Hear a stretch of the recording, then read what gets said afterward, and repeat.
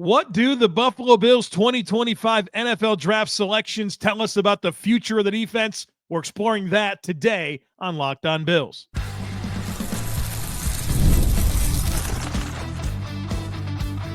You are Locked On Bills, your daily Buffalo Bills podcast. Part of the Locked On Podcast Network, your team every day. What's up, Bills Mafia? It's Joe Marino, author of the Herd Mentality Substack, co-host of the Locked On NFL Scouting Podcast, co-host of the NFL First Read Podcast, and I'm your host of Locked On Bills. Want to thank you for making Locked On Bills your first listen every day, and a big welcome and shout out to our everydayers. You know who you are. Those of you who never miss a single episode, I appreciate y'all being here very, very much. I'd also like to invite you to subscribe or follow for free on YouTube or wherever you listen to podcasts. We're part of the Locked On Podcast Network, your team every day. This episode is brought to you by the Amazon Fire TV Stick 4K. Turn any TV into your Xbox, no console needed. Head to amazon.com/Fire TV Locked On to learn more. Well, folks, yesterday on the podcast, we talked about what the Bills draft picks meant for the future of the offense, and we're going to do the same today for the defensive side of the football. And obviously the Bills use most of their draft picks on defense. So there's a lot to dive into at several position groups, including the ones that they didn't do anything, where there's some really fascinating conversations to be had about the do-nothing approach, particularly at linebacker. So we'll get to that in just a moment, but I want to start with defensive tackle. The Bills double dip at defensive tackle with TJ Sanders in the second round, Deone Walker in the fourth round to go with Daquan Jones, Ed Oliver, Larry Ogunjobi, Dwayne Carter, and Zion Logue. You know, the Bills are probably going to roster 5 defensive tackles. They've went as low as 4 in the past, as high as 6. I think 5 is probably the number here.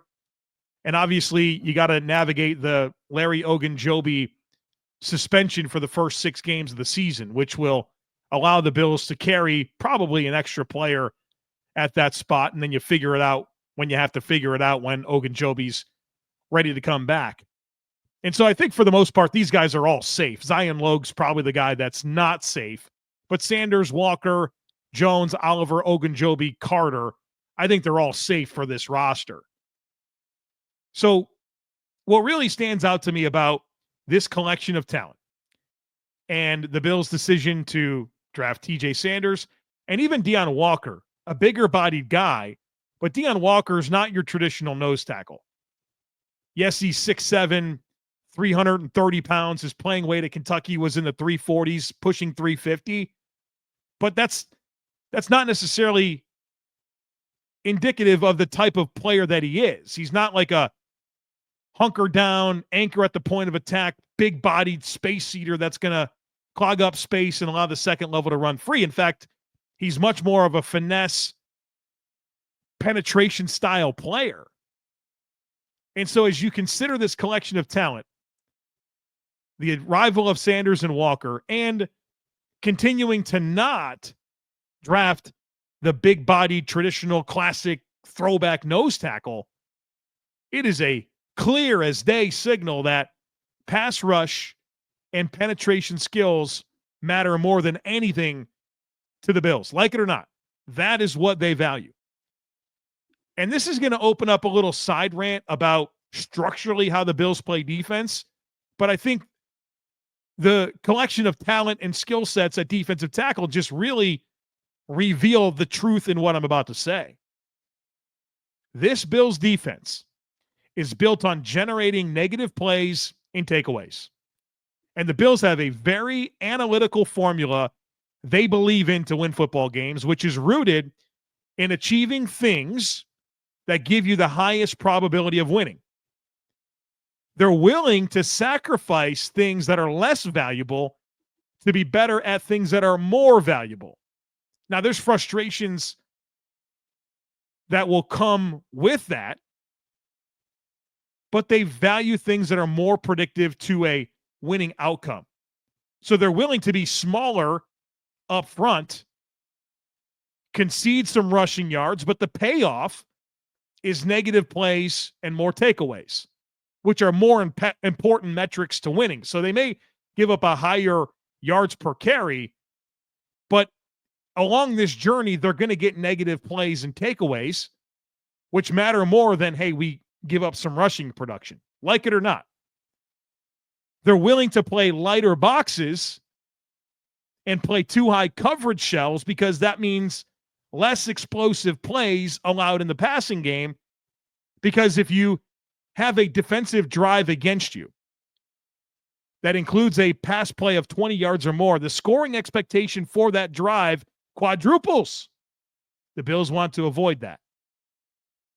And so I know that got into like a conversation about the defense in general, but the validation of what I just said is the construction of this defensive tackle group that continues to lean into guys that are up the field style players, that are penetration style guys that can create negative plays behind the line of scrimmage.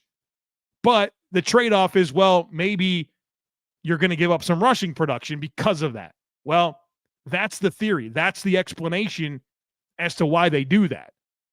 And the arrival of Sanders and Walker as the two defensive tackles that the Bills picked, to me, drives the point home. So that's the defensive tackle conversation. I think the main guys here are all safe. Zion Logue's the guy on the outside looking in. Sanders, Walker, Jones, Oliver, Ogunjobi, Carter, all roster safe. Ogunjobi is going to miss the first 6 weeks, and then I think they'll have to figure it out from there once he's ready to come back. At defensive end, the Bills invested their third-round pick on Arkansas defensive end Landon Jackson. Jackson joins Greg Rousseau, Joey Bosa, A.J. Epinesa, Michael Hoecht, and Javon Solomon. What stands out to me here is short and long-term stability on the edge. This has the potential to be a very loaded group. Obviously with what they have this year. But the fact that you have Rousseau, Landon Jackson, Michael Hoecht, and Javon Solomon locked up for the next 3 seasons, you've got a strong foundation here. Now, that certainly assumes that Landon Jackson is a hit and Michael Hoecht, transitions into this defense. But you have some stability here. You have some guys that are under contract, a couple of cost control guys to really kind of give you a position of high value that has some assets in place now and into the future.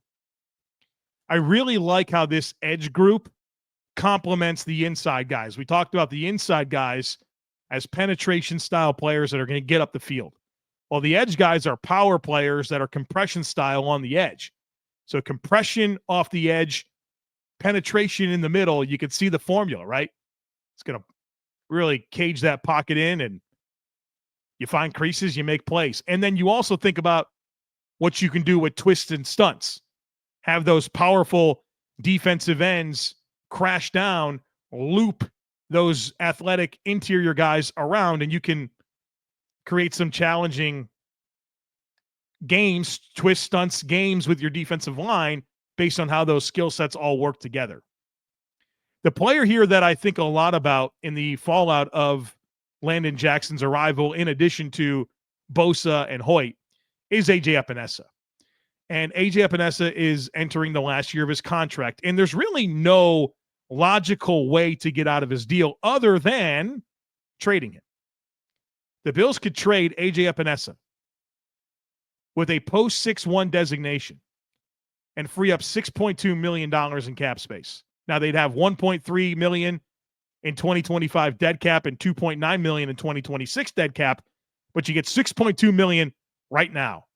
And if you feel like you're set with Rousseau, Bosa, Jackson, Hoecht, and Solomon, maybe there is a conversation to have about if Epinesa is expendable. Now, I don't think you're going to get a huge return on Epinesa, but the benefit is the $6.2 million in cap space. We opened yesterday's podcast with a salary cap discussion that has the Bills at a tick over $4 million in cap space, not including the roughly $3 million it's going to count against the cap to sign your draft class. And look, you got to have operating funds to get through a season. That's also factoring the rule of 51, where during the season, you have to be cap compliant by using your top 53 contracts, where right now it's only 51. So the Bills have to do something to create cap space. That will happen. So whether that's the things we talked about yesterday with Dawkins, McGovern extension, moving on from Mitchell Trubisky, all of that is on the table. So is this idea of, hey, you like what you have on the edge, even with Hoecht suspended for 6 weeks? Okay, well, you can free up $6.2 million by moving on from Epinesa. I'm not saying it's going to happen, but it's worth bringing up in this overall conversation as we discuss how these draft picks impact the future of the Bills defense.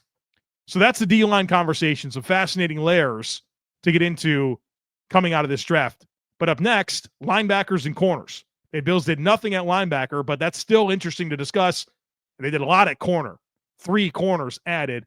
We'll talk about that here in just a moment. Folks, be sure to stick with me. You ever check your bank account and wonder, where did all my money go? Between dining out, online shopping, and entertainment, it's easy to lose track, and that's where Monarch Money comes in. Your personal CFO, giving you full visibility and control over your finances. Monarch Money isn't just another budgeting app. It's a complete financial command center. You can track all your accounts, investments, and spending in one place, so you stop just managing your money and you start building wealth. The insights are surprising. When I started using Monarch, I realized just how much I was spending on food delivery. Now I budget smarter and I save more. The convenience is awesome. Instead of juggling multiple apps, you can use Monarch to check your finances, track spending, and even plan long-term goals. Plus, it's easy to collaborate. Managing money with your partner is smoother than ever. You can track shared and personal accounts, set goals, and stay on the same page without the stress. So take control of your finances with Monarch Money. Use code LOCKEDONNFL at monarchmoney.com for 50% off your first year. That's monarchmoney.com, code LOCKEDONNFL for half off your first year. So let's talk linebackers. The Bills didn't draft a linebacker. I thought they might. But this continuing situation at linebacker where literally nothing has happened at this position group this offseason is kind of unique. That's pretty rare. No players in, no players out. It's the same guys. Terrell Bernard, Matt Milano, Dorian Williams, Balin Spector, Joe Andreessen, Edefwan Ulofosio. The exact 6 players you finished the season with are still here with nothing added. It's not as surprising that it's the same guys still here. It's that nothing has been added. Nothing. What does that say? Well, it tells me that there's a level of comfort in the developing young players now and in the future. We know the Bills love Terrell Bernard. We know they love Matt Milano, but of course, there's the dynamics of the pay cut and him getting to free agency a year early. But this group of Dorian Williams, Balin Spector, Joe Andreessen, Edefwan Ulofosio, there's certainly a level of comfort here. Go back to last season and remind yourself of the dynamics entering last season where the Bills were depleted at linebacker, right? In that 2023 playoff finish, and you're trying to, you got to call A.J. Klein out of retirement. Tyrell Dotson's playing on a bum shoulder. Bernard's hurt. You were depleted. And the Bills loaded up on some vets like Deion Jones and Nicholas Moreau. Well, now they're not doing that at all. It's the same 6. And so I do think that the Bills like the trajectory of Dorian Williams. They should. And so if the Bills do have Milano in his last year, I think there's a level of comfort that Dorian Williams can be a viable replacement as a starter in 2026. But there's still other depth that matters here. And so I'm not sleeping on what this team thinks of both Joe Andreessen and Edefwan Ulofosio. Ulofosio, a 5th-round draft pick last year. I liked him a lot at Washington. We just haven't really seen him play. We don't really know much about where he's at. So nothing. I mean, obviously some UDFAs, maybe a veteran addition, but this is kind of nuts to me that nothing's happened here. And there's certainly things to get ahead of because Milano, your starter, expiring contract, and even Balin Spector, who I think the Bills like more than I do or most fans do. He's in an expiring contract as well. So you're going to need some bodies here. And, I mean, certainly you feel like there's upgradable opportunities. With all due respect to this depth of Spector, Andreessen, Ulofoshio, they deserve competition, right? So I'm fascinated to see how this comes together, but still kind of nuts to me that nothing has happened here. Let's talk corner. And there's a lot to get into here. The Bills drafted 3 of these. Maxwell Harrison, the top pick. Dorian Strong, probably my favorite value selection of the draft for the Bills. And then Jordan Hancock, who's kind of a slot safety type player, not really an outside guy. They add to the mix of Christian Benford, Taron Johnson, Tre'Davious White, Dane Jackson, Jamarcus Ingram, and Brandon Codrington. I think the Bills' number at corner is 6. That's how many they're going to roster.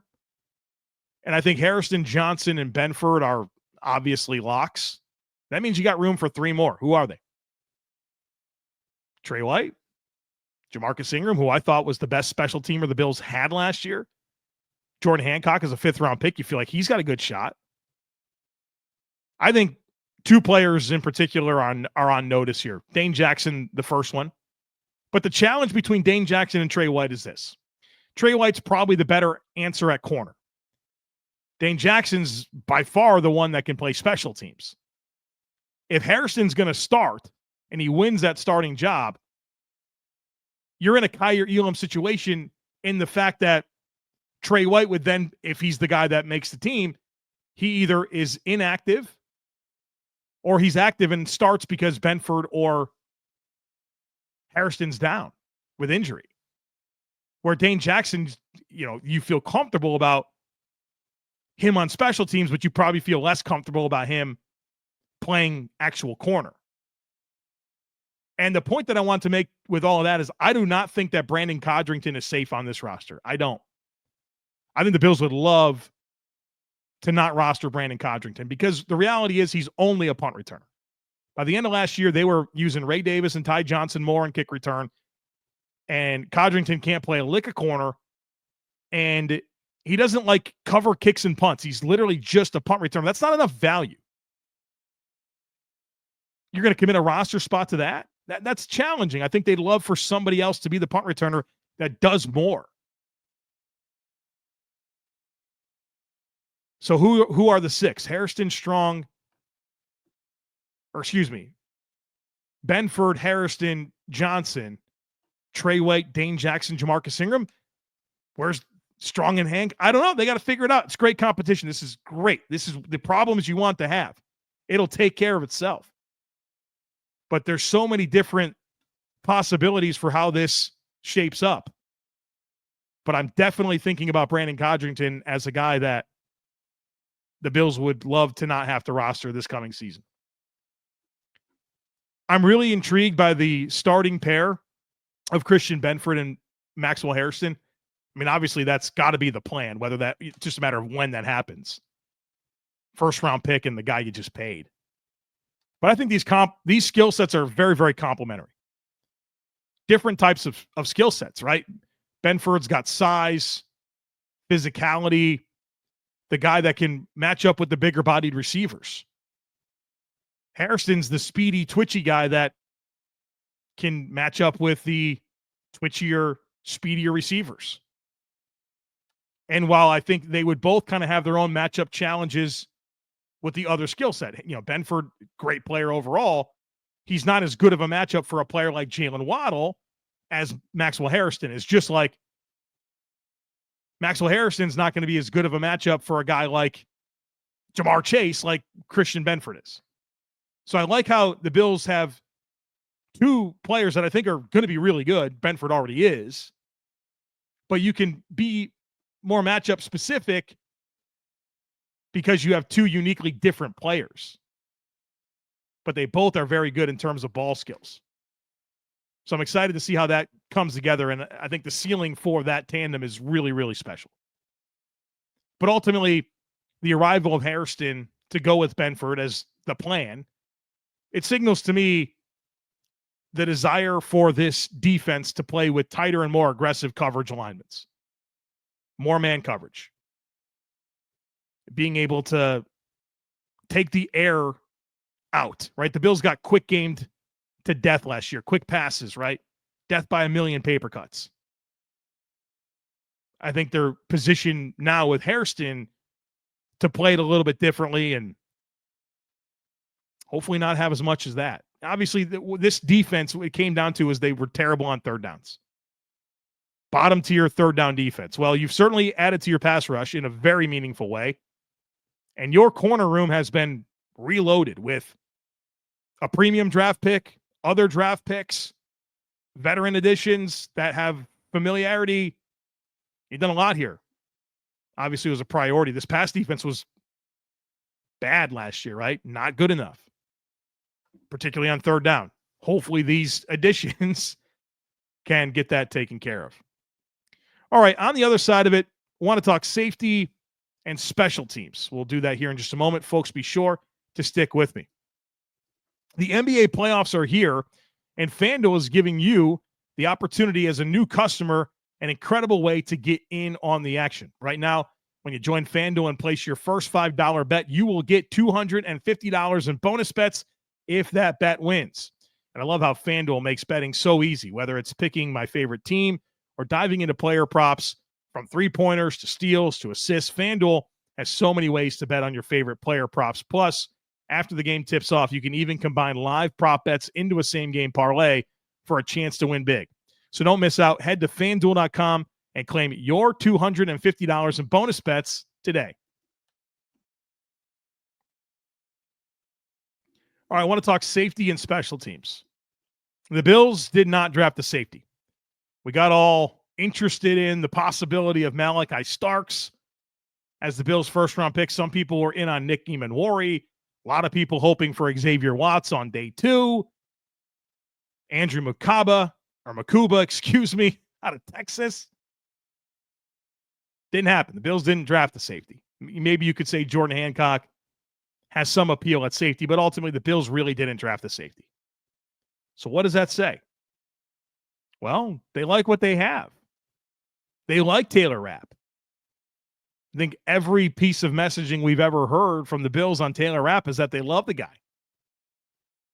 And whatever you think of Taylor Rapp, then we can all agree that the Bills' defense last year was significantly better when he was on the field compared to when he wasn't. And his tackling last season was terrific. Saved the Bills a ton with some huge, huge tackles. Big thing is the guy's got to be available late in the season, right? This is a couple of years in a row where, he's playing good ball, not available in that last game. And I think that's probably a bit of a symptom of how he plays the game, right? Very physical player. Headhunts. Got to find a way to be healthy at the most important times, right? Your best ability is your availability. Can't help the team if you're not on the field. Can't be on the field if you're not available. The other thing is obviously Cole Bishop's development. I think that is as big of a thing for this Bills team as anything, really. I think you look at Kincaid, Coleman as guys on offense that you're looking for the next step. It's got to happen this year for Bishop, right? Year 2, where he'll certainly be in a better position to hit the ground running after the injuries that limited him. Not limited, pretty much took him out of training camp and preseason after it felt like it was a big curve for him during the spring. And so, he's got to be able to hit the ground running here. And I like the trajectory that he had last year, where obviously a tough start and his first game action was rough, but he got incrementally better throughout the course of the season. And while you didn't get the impact plays that you're hoping to get, he became not a liability, which I think was a nice kind of all things considered arc for him as a rookie. Well, now it's time to hit the ground running. Hopefully things slow down for him and he can be more of an impact playmaker as opposed to, all right, just kind of doing my job. As a second-round pick invested in Bishop, they like this guy a lot. They wanted him, and he's really important. So his development is important, and they must have a level of confidence that can happen. I continue to pound the drum that Derek Forrest is the sleeper of this group. I'm not going to sit here and tell you he's going to beat out Taylor Rapp. I'm not going to sit here and tell you that he's going to be the dime defensive back. But I like the skill set coming out of Cincinnati. I like what he's done when he's had opportunities in Washington. I like the Bills and how they develop safeties. I'm just very curious about him. I also think that Damar Hamlin is firmly on the bubble. I think the Bills' number at safety is comfortably 4. Rapp, Bishop, Cam Lewis probably. And then I think you have Derek Forrest and Damar Hamlin competing for one spot. Hamlin has experience in the scheme. That's his trump card. The ceiling is just so much bigger with Forrest. Hamlin's a low floor reserve in my opinion, or a high floor reserve, low floor starter. There's just way more appeal in my mind with Forrest. And I think he's going to have a great opportunity to step in here and maybe bump Damar off this roster. The other thought that I have here is Cam Lewis on notice with the arrival of Jordan Hancock? Brandon Beane even said, the role would be similar to Cam Lewis as a safety that can also, as a slot that it can also play some safety. I'd be a little surprised if Cam Lewis wasn't on this roster because I do believe the Bills love him, but I mean, it feels like a lot of the moves that they made in the draft had upside in mind. Bigger, younger, more athletic. I think that's what you get in Jordan Hancock foiled against Cam Lewis. Can they both make the roster? Can Hancock bump Lewis? Does that change the math here? If you think of Hancock as more of a corner and he's part of the 6 that they would roster there, you're going to roster 4 safeties.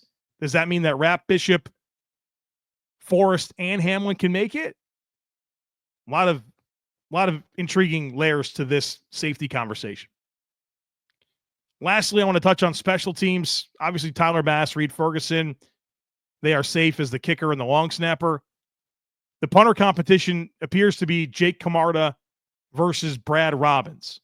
The Bills did not draft a punter. I thought there was a chance they could. They didn't. And so now you have Jake Camarda and Brad Robbins. Jake Camarda, 4th-round pick by the Bucs 3 years ago, 2 years as the starting punter for the Bucs. Did a good job. Year 3 comes along. He was a disaster. They cut him for performance. They came out and said that. And then he never got another opportunity last year as a young punter, right? That had 2 years of good work. Then you have Brad Robbins, draft pick by the Bengals in 2023, comfortably the worst punter in the league in 2023, has an injury early in 2024, gets cut, doesn't punt anywhere else in 2024. So you got a couple of guys that are young that were drafted that their original teams moved on from and nobody else gave them another chance last year. That's your punter competition. Let's hope that it comes together, that one of these guys can get the job done. But again, no investment at punter in the draft.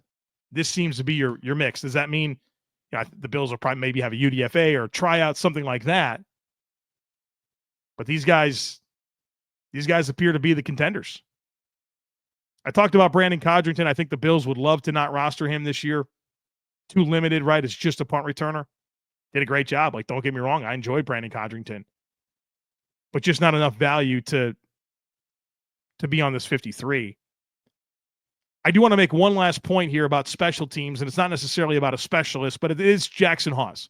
It is some of the players that the Bills drafted in Hancock, in Jackson Hawes, in Dorian Strong, all very experienced special teams guys that have the type of play demeanor and athleticism that you think would be good on special teams. Remember, we are anticipating more kick returns. The touchback is moved up 5 yards, and so you're going to have to return more kicks. You're going to have to cover more kicks. I think those players were part of the Bills' formula in being able to be better on those units. Jackson Hawes is a blocker on kick return. That's going to matter a ton. All of these guys being guys that cover on kickoff, cover punts, they have a lot of upside to help in that capacity. So again, they're not specialists, but I think they're going to be big assets on special teams. All right, folks, there you have it. We did the thing. We talked about how this draft will shape the future of the defense. Herd mentality is my plan for our Wednesday conversation. And don't forget, later in the week, we're going to have our annual what would I have done differently episode in the draft. Myself, Bruce Nolan, we'll go toe-to-toe with Brandon Beane. We do this every year. It's always a little uncomfortable, but we will give you what our picks would have been versus what Brandon Beane did. So I got a couple days to figure out what I want to do with that, but always a fun conversation that I'm looking forward to coming later in the week. All right, folks, that's it for today. As always, I kindly ask that you share, subscribe, rate, and review. Have a great rest of your day. Go Bills! And I look forward to catching up with you again real soon.